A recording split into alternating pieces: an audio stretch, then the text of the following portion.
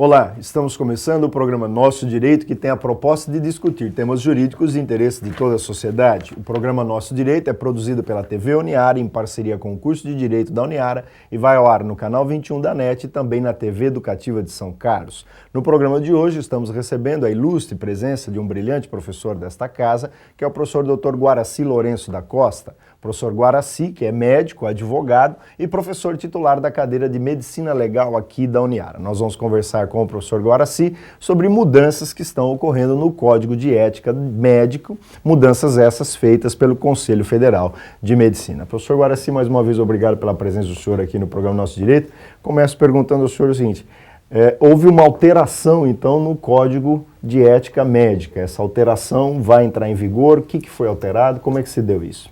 Certo. Eu agradeço, eu que fico contente com a oportunidade de vir aqui falar, principalmente sobre um assunto desse que é palpitante, mesmo para quem não tem nada a ver com medicina, mas todas as pessoas convivem com a medicina, sem dúvida, obrigatoriamente, por causa da sua própria saúde, e é importante eles saberem o que está sendo modificado no esquema de conduta ideal do profissional médico.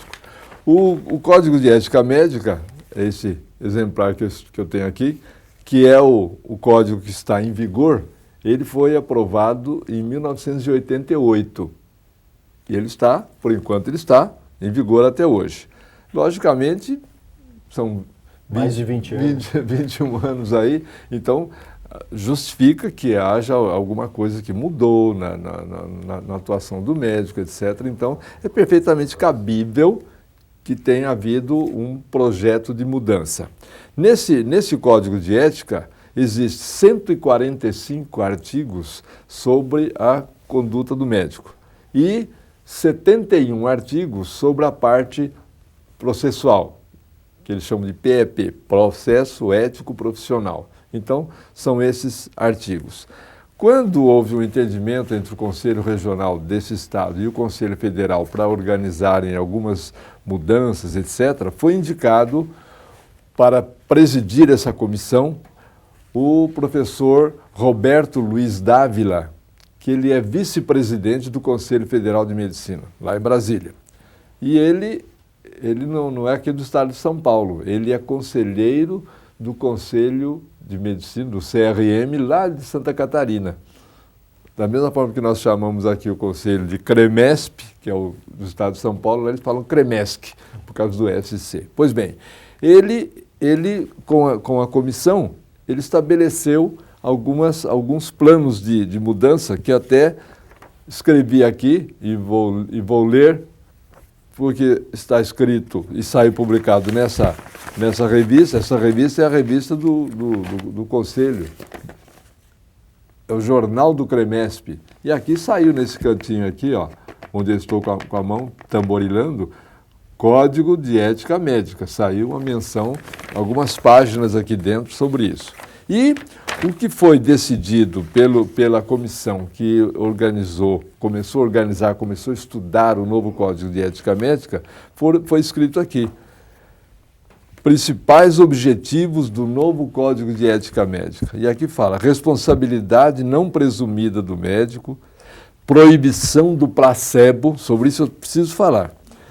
Maior participação dos pacientes no tratamento, isso já está previsto, que é a autonomia do paciente, isso já está previsto na bioética, que na hora que existe um problema, um risco de ofensa à saúde ou à vida do paciente, ele tem direito de emitir uma opinião, desde que a opinião dele não o sacrifique em relação ao tratamento indicado. Mas ele tem, no caso de possibilidade de escolha, autonomia. Esse é ponto passivo. Depois fala sobre o prontuário, fala sobre a função do auditor e do perito, que isso é discutível, mesmo porque a parte de atividade pericial tem evoluído bastante, então era hora de fazer alguma coisa.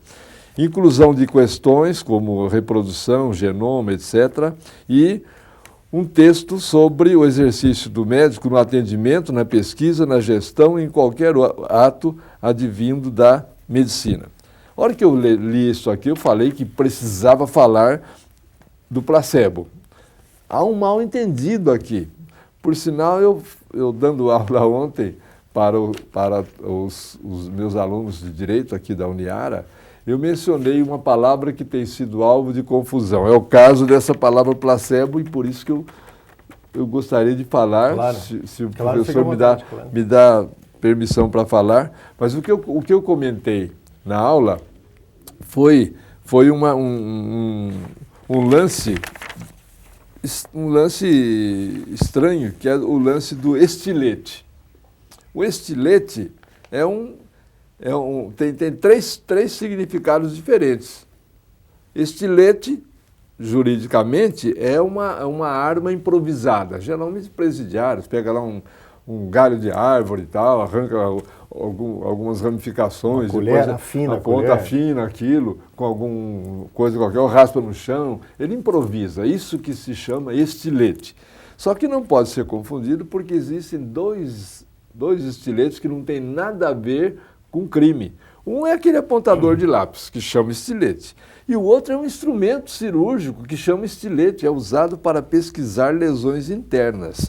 O cirurgião introduz, é uma pecinha de metal, desse jeito, com a superfície redonda, para não dar lesões, é introduzida no ferimento para ver até que profundidade ela chega e se está atingindo órgãos que podem ser vítimas de uma infecção. Então, não pode ser confundido, são três coisas totalmente diferentes. Acontece que aqui fala proibição do placebo, só que o placebo tem dois significados. Em medicina, é um pouco diferente dessa história que eu falei do estilete. Em medicina, tem dois significados semelhantes, apenas o uso do placebo é que tem divergência. Placebo significa o médico dar um medicamento para o paciente que na realidade não é medicamento nenhum, ele só tem aparência, é uma coisa que não tem nada, não tem produto medicamentoso nenhum. A aparência dele é como se fosse um medicamento e, na realidade, ali tem água com açúcar, como se diz. Isso se chama placebo. Ora, nenhum médico vai fazer um absurdo desse de dar um medicamento falso para um paciente. O placebo é utilizado e é uma defesa que se faz porque toda vez que a medicina pesquisa, os pesquisadores pesquisam um medicamento novo, ele precisa ser testado. E o teste depende do tal placebo, que é o seguinte: vamos supor, já está decidido aquele medicamento, etc. e tal. Aí eles vão testar os efeitos e os para-efeitos. Efeito é o ideal, é o efeito do medicamento, aquilo que é de bom. E o para-efeito é algum efeito desagradável, efeito colateral, algum mal-estar, alguma coceira, algum mal-estar no estômago, etc. do medicamento. Então, para ser lançado esse produto novo que foi pesquisado, o pesquisador seleciona lá, digamos, uns 20 frascos daquele medicamento e uns 20 frascos falsos. Tem a mesma aparência, tudo certinho, mas ali não tem nada. Isso é placebo. O que ele vai fazer? Ele vai escolher, no caso, ele tem 20 e 20, ele vai escolher 40, ou vai solicitar 40 pessoas para serem testadas.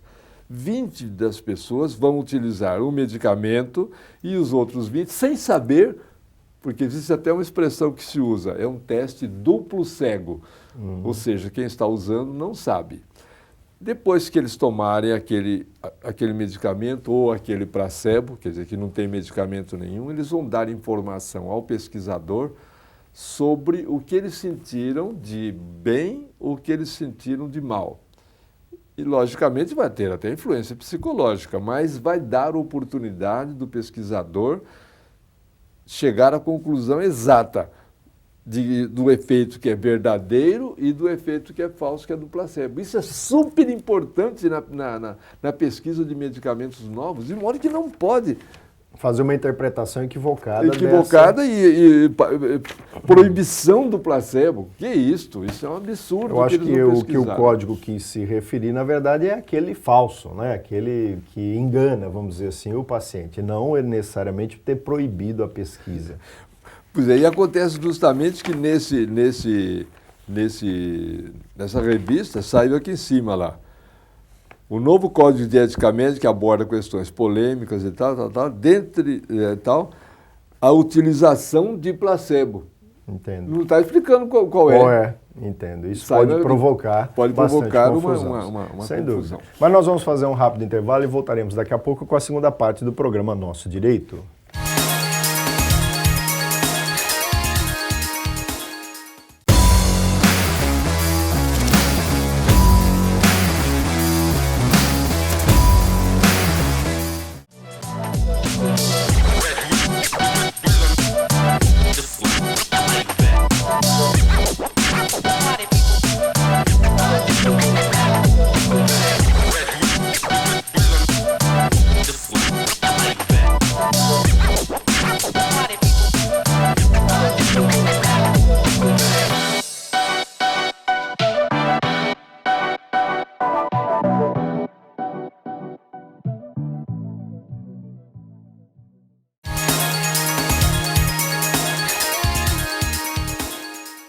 Estamos de volta com a segunda parte do programa Nosso Direito, que tem a proposta de discutir temas jurídicos de interesse de toda a sociedade. Você pode participar do programa Nosso Direito através do e-mail direito@uniara.com.br ou pelos telefones 3301-7129 ou 3301-7173. No programa de hoje, nós estamos conversando com o professor Dr. Guaraci Lourenço da Costa, professor Guaraci, que é médico, advogado, professor titular aqui da cadeira de Direito Penal em relação à medicina legal aqui no curso de Direito da Uniara. E estamos falando com o professor Guaraci sobre as mudanças no Código de Ética Médica, né? Professor Guaraci, questão da entrada em vigor desse Código de Ética. É importante colocar que ele é a diretriz do médico, é a lei interna da medicina, né? Claro. Quando é que entra em vigor? Pois bem, assim que aquela comissão organizou os artigos, etc., eu já até devo dizer que enquanto havia 145 artigos, agora são 158.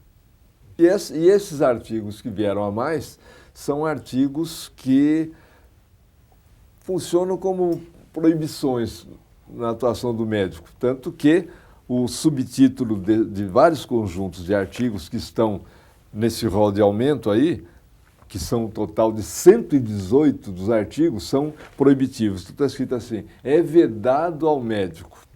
Então é uma situação problemática. Pois bem, foi então decidida a escolha dos artigos, etc. e tal, e saiu então uma resolução, número 1931, no dia 17 de setembro do corrente ano, e no dia 24, ou seja, exatamente uma semana depois,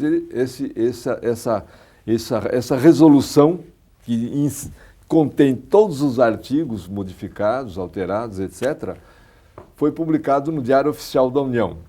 E dessa publicação está mencionado que ele entraria ou entrará em vigor 180 dias depois, que eu fiz a conta já, da 23 de março de 2010.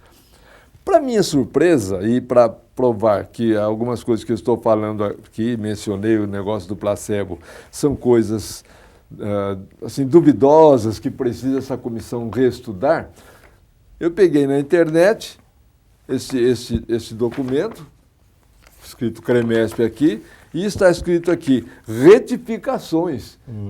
E contém, nessa publicação que ocorreu no dia 23 de outubro, praticamente um mês depois da publicação, e aqui está escrito aí, onde se lê, leia-se, onde se lê, leia-se. Então há várias correções que foram feitas no fraseado, na construção, na redação desses artigos. Então, aquilo que eu mencionei sobre o placebo e há outras coisas aí, que se a gente for entrar em detalhes, outras coisas que a gente até critica porque estão fazendo muitas proibições no ato médico, o que dificulta muitas vezes a atuação, principalmente nessa parte da autonomia do paciente. Então, se a própria comissão publicou isso aqui, é porque há dúvidas ainda nas redações que foram feitas. Então, nós temos que aguardar e, depois dessa publicação, é óbvio que no dia 23 de março de 2010 vai entrar em vigor, mas não exatamente isso que já saiu. Vão surgir modificações que a gente espera sejam favoráveis ao exercício da profissão médica. Entendo, professor. Agora a questão do sigilo médico, né? Essa é uma questão também muito ligada com o direito, com processos judiciais, etc. Às vezes tem lá um problema lançado contra uma determinada pessoa que passou por um procedimento médico, né? E a informação desse procedimento é muito importante para a solução daquele processo. Eu pergunto, como é que está a questão do sigilo médico? Esse novo código mexe com essa questão? Sim, no Código Antigo já havia essa menção do sigilo e agora eles aprofundaram um pouco mais. E, obviamente, o médico tem que ser alertado. E, a propósito, eu pessoalmente costumo escrever uma coluna jurídica no jornal da Associação Paulista de Medicina, onde eu tenho colocado assuntos relativos ao sigilo. O sigilo corresponde, pela definição, tudo aquilo que um profissional ficou sabendo de alguém no exercício da sua profissão. Então não é só coisa do médico.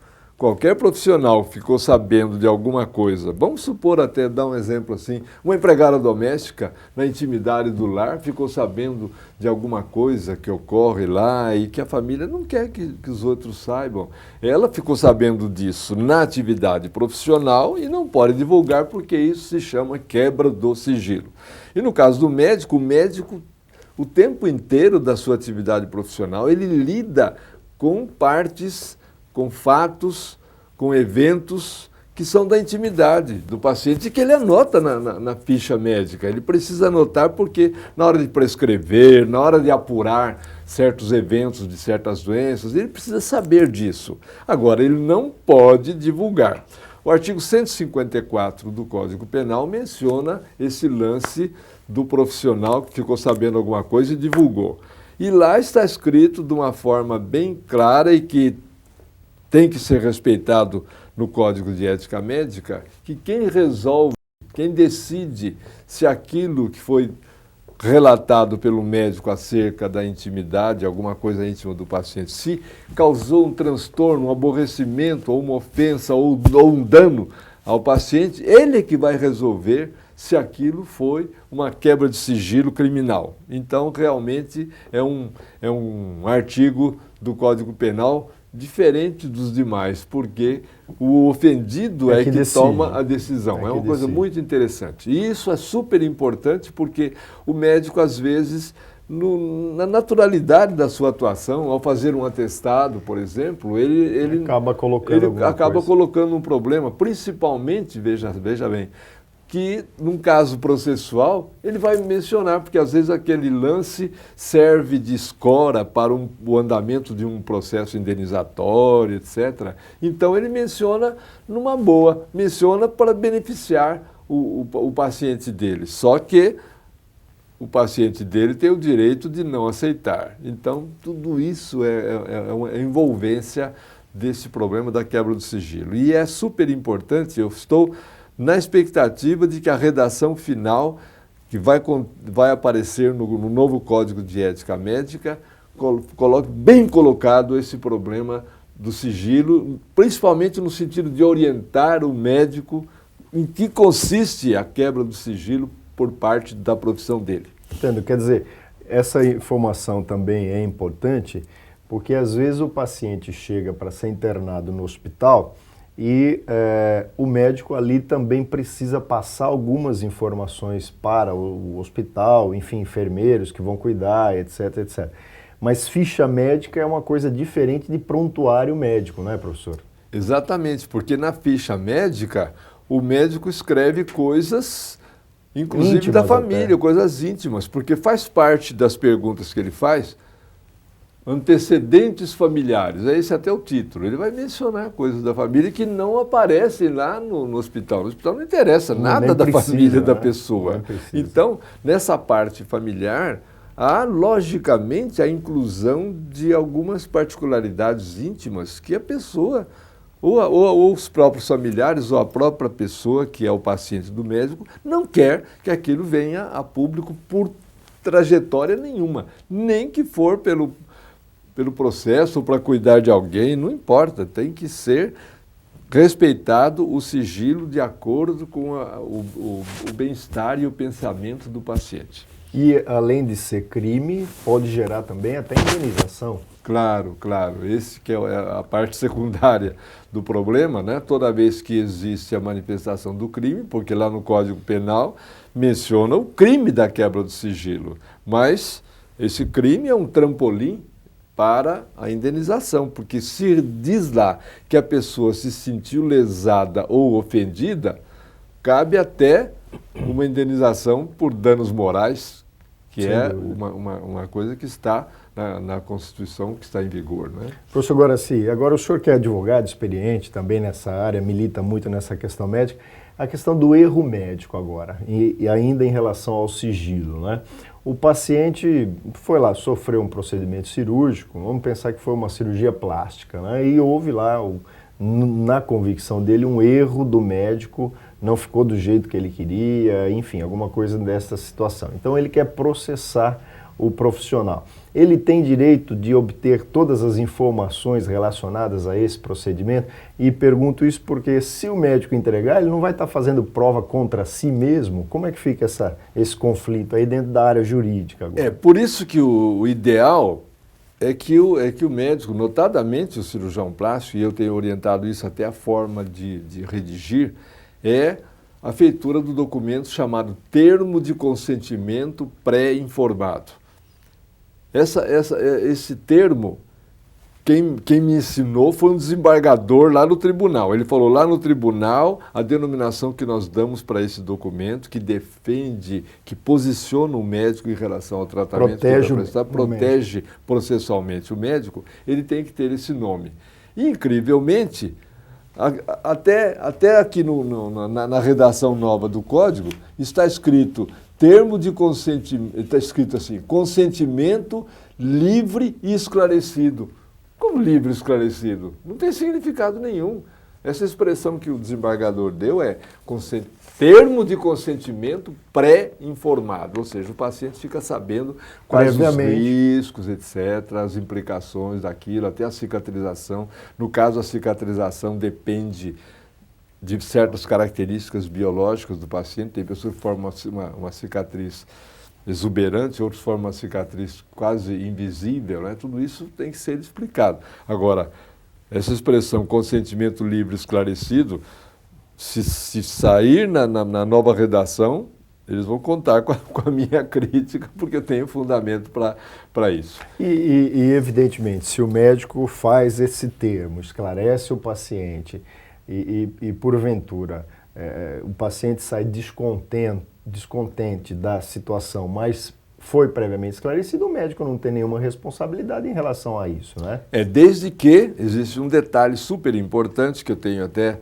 orientado aos médicos ao fazer esse termo, é que ele seja redigido com palavras fáceis, nada de termos técnicos, para que o paciente possa entender. E é de bom alvitre, eu tenho orientado, essa aí foi invenção minha, de que na hora de assinar, o cliente deve escrever assim, entendi e recebi uma cópia. Perfeitamente. Aí ele não pode alegar que ele estava nervoso, eu assinei, nem sabia o que eu estava vendo, também não entendi nada do que o doutor escreveu. Perfeito. E fica então essas sugestões para você que é profissional da área médica, com a experiência aqui do Dr. Guaraci, que além de médico, é também profissional da área jurídica. Professor Guaraci, o nosso programa chega ao final, gostaria de lhe devolver a palavra para as suas considerações finais. Olha, fiquei super contente de abordar isso, ainda mais pelo fato de eu ser cirurgião plástico, e então fiz uma abordagem agora a respeito do termo de consentimento, especificamente a cirurgia plástica, que é a minha especialidade, que eu exerci durante 50 anos, e a do meu filho mais velho é médico cirurgião plástico. Mas o termo de consentimento tem um sentido bem amplo e foi uma oportunidade de ouro a sua pergunta, professor Galhardo, para eu poder falar nesse assunto, porque ele tem uma influência grande para ser ouvido e para ser respeitado e para ser aprendido pelos profissionais da medicina que, porventura, assistam isso que eu falei. Mais uma vez agradecemos ao professor Guaraci, agradecemos a você também, telespectador, e convidamos a todos para mais um programa Nosso Direito na próxima semana.